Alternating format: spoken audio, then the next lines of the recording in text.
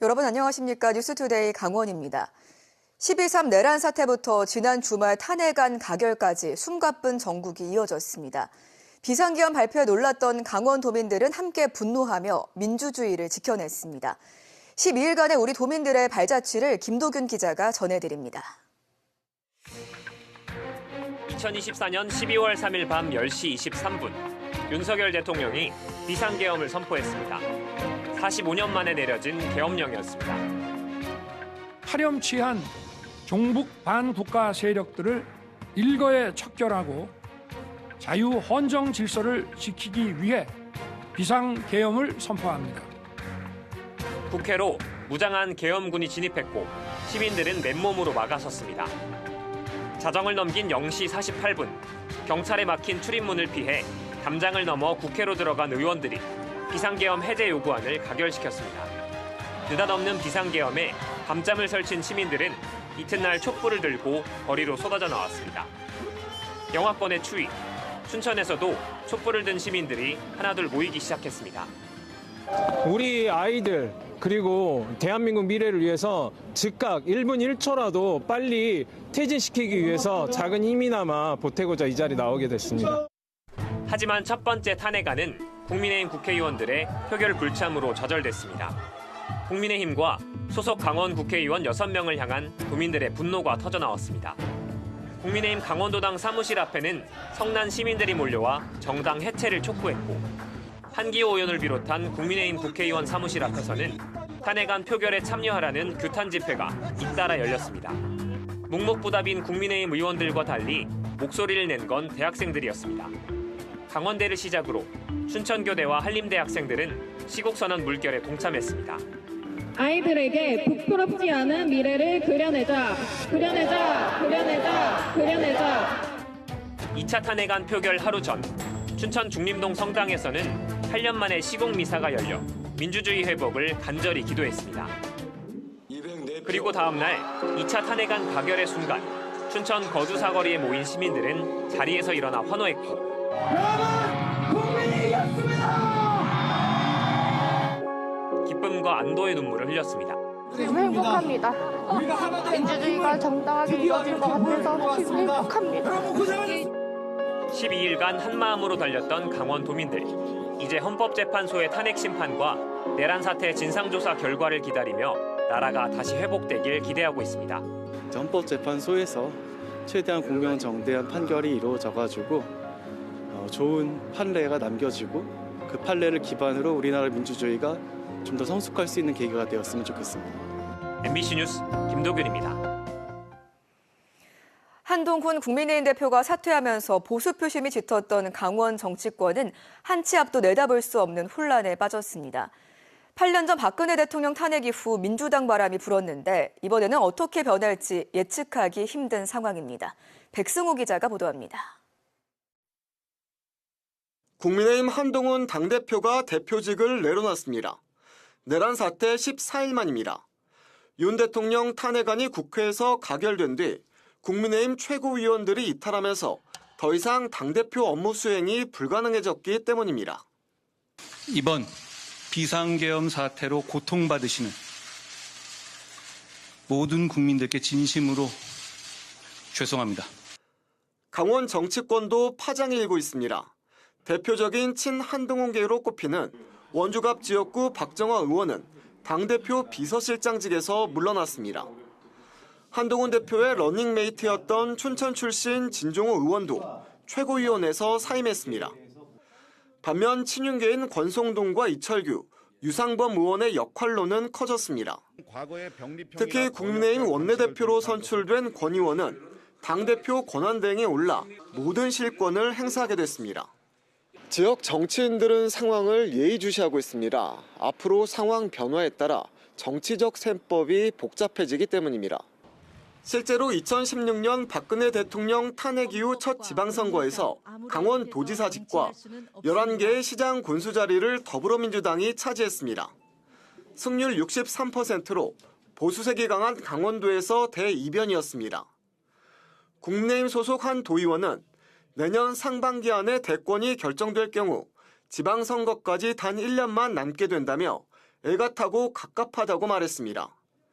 민주당 소속 도의원은 대통령 탄핵까지 온 힘을 다하겠다면서도 이재명 대표 사법 리스크도 여전해 현재 상황을 첩첩산중이라고 표현했습니다.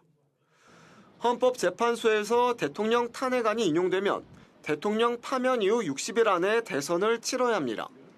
기각되면 윤 대통령은 즉시 국정에 복귀합니다. 어떤 경우라도 강원 정치권의 혼란이 불가피할 전망입니다. MBC 뉴스 백소입니다. 동해시가 대규모 조직 개편을 앞두고 시작이 구속되면서 여느 때보다 어수선한 연말을 보내고 있습니다. 탄핵 전국 속 시정을 안정시킬 중심축이 흔들리며 시민들의 불안감도 커지고 있습니다. 이준호 기자입니다. 동해시 민선 6기부터 8기까지 이끌어온 현직 심규현 시장이 구속됐습니다. 이번 수사는 동해시가 2019년에 본격 시작한 대개산업 활성화 사업에서 비롯됐습니다. 당시 동해시 출연기관인 국방물류산업진흥원과 함께 영리법인을 설립한 수산물 수입업체의 불법자금 조성 의혹이 불거진 겁니다. 부산 등의 사업장을 둔 해당 업체 대표는 뇌물 혐의를 포착한 울산해양경찰에 의해 지난 8월 구속됐습니다. 이후 울산해경으로부터 수사를 이어받은 부산지방검찰청 동부지청은 심규현 동해시장의 뇌물수수 혐의를 포착해 시장을 구속한 겁니다. 심 시장은 길게는 내년 1월 초까지 검찰 조사를 받을 것으로 전망됩니다. 혐의를 부인하고 있는 심 시장은 시민들에게 심려를 끼쳐 죄송하다는 입장입니다. 그러나 시민들은 참담하다는 반응입니다. 안 좋죠. 여태까지 했는데 안 좋죠, 뭐 기분이.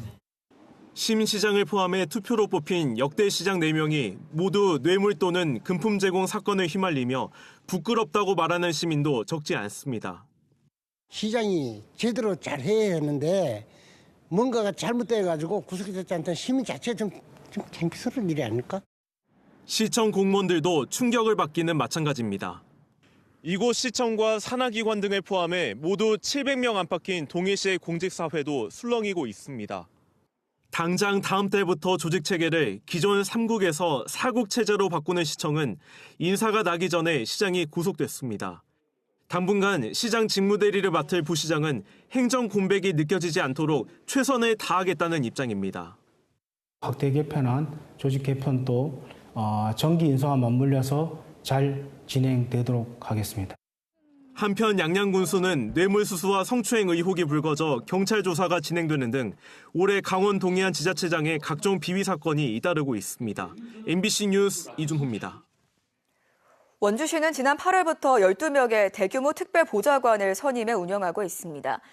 특보들이 그동안 다양한 활동으로 시정에 도움을 주고 있다고 평가하고 있지만 어떤 기준으로 선임했는지 투명하지 않아 부작용이 있다는 시각도 있습니다. 권기만 기자가 전해드립니다.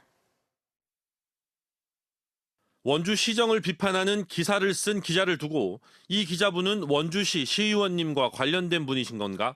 이름을 보아하니 왜 자꾸 그런 기사를 쓰는 건지 알 법도 한데 파워블로거, 인플루언서를 이력으로 시정 홍보 특별 보좌관으로 선임된 김희영 씨가 자신의 블로그에 적은 글입니다. MBC 권모기자 원주시의 권하룡 의원이 본인 블로그에다가 가족 아니냐라는 어떠한 의혹이 담긴 글을 남겼습니다. 블로그에. 그죠? 허위 사실이잖아요. 그죠? 네. 그거에 대해서 이런 허위 사실을 이렇게 온라인에다가 게재를 하는데 일부 특별 보좌관의 이권, 인사 개입 의혹이 꾸준히 나오고 있다는 지적도 나왔습니다. 각종 이권 개입에 대한 소문이 항상 끊이질 않고 심지어 공무원들이 진급을 위해서 그 특별보좌관이 운영하는 음식점을 방문한다. 이런 소문이 계속 돌고. 원광수 시장은 특별 보좌관들은 무보수로 시정 발전을 위해 열심히 노력하고 있다며 이 같은 지적에 우려를 나타냈습니다. 마치 12분의 특별보좌관 활동을 하시는 분들이 뭐 비리를 저지른 사람처럼 그리고 과거에 뭔가 무슨 큰 잘못을 저지른 사람들인 것처럼 그런 식으로 단정 지으시고 접근하시는 것 같아요. 굉장히 우려스럽습니다. 특보 선임 과정이 공개적이지 않았고 12명의 특별 보좌관 가운데 4명이 원 시장이 만든 시민단체 회원이라는 점도 문제로 지적됐습니다. 특별보좌관 활동에 대한 평가는 다를 수 있지만 원주시정에 적지 않은 영향을 미치고 있는 것은 사실인 만큼 보다 투명하고 공정한 선임 절차가 필요하다는 의견에는 이견이 없어 보입니다. 하지만 원광수 시장은 이 같은 지적에 대해서 이번 시정질문에서는 분명한 답을 내놓지 않았습니다. 대표적인 외부 보좌진인 전 비서실장에 대한 상하수 사업소 관련 수사를 두고도 날선 공방이 오갔습니다. 일각에서는 시장님도 연루되었다 이러는데 어쨌든 그런 상하수 사업소 사업이나 이런 것들에 대해서 저 의원님. 네. 막 던지지 마시고. 아니 던지는 게 아니라 의원님은 관계 없어요? 네? 의원님은 관계되는 거 없습니까? 없는 것 같습니다. 시민과의 소통을 강화하겠다며 유례없는 대규모 특보단을 구성한 원주시. 이들이 시정 내부 정보에 접근이 가능해 각종 이권이나 인사에 관여하거나 사실상의 선거 조직으로 활용될 수 있다는 우려를 불식시킬 수 있는 분명한 대책 마련이 필요합니다. MBC 뉴스 권기만입니다. 고성군이 민자사업으로 삼포 무남 관광지에 미디어아트 전시관을 조성합니다. 고성군은 오는 2026년까지 사업비 210억 원을 들여 지상 4층 4천여 제곱미터 면적의 고성 미디어아트 전시관을 짓기로 하고 민간 업체와 업무 협약을 체결했습니다.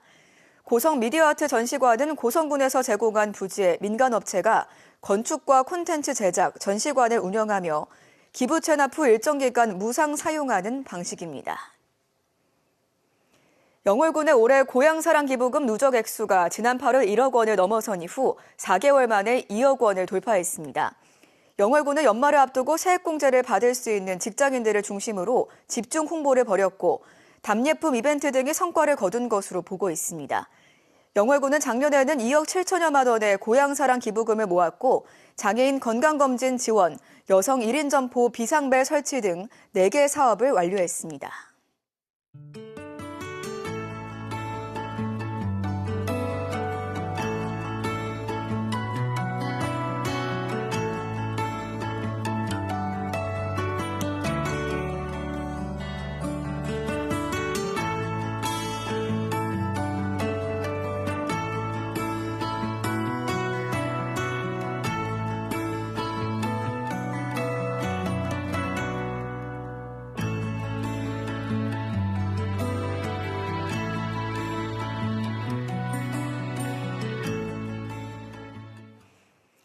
윤석열 대통령 탄핵안 가결 이후 강원도 현안 사업과 민생경제 타격이 우려되자 강원도가 어제 긴급 실국장 회의를 열고 대책을 논의했습니다. 이 자리에서 김진태 지사는 도정 중단은 없다며 공직자들이 위축되지 말고 더 적극적인 행정을 해야 한다고 강조했습니다. 특히 중앙부처를 설득해 현안 사업을 계속 추진해야 하고 민생경제 회복을 위해 내년 예산 조기 집행 방안을 마련하겠다고 말했습니다. 올 가을 강수량 등으로 인한 소양강댐 수위 상승으로 인제 빙어축제가 2년 연속 무산됐습니다. 인제군은 당초 내년 1월 17일부터 26일까지 남면 빙어호 일원에서 빙어축제를 개최할 예정이었지만 소양강댐의 수위가 190.5m로 얼음 축제장보다 높은 상태로 유지되면서 취소 결정을 내렸습니다. 이에 따라 지난해와 마찬가지로 여름 캠핑 축제를 개최하는 등 대체 프로그램을 확대할 방침입니다.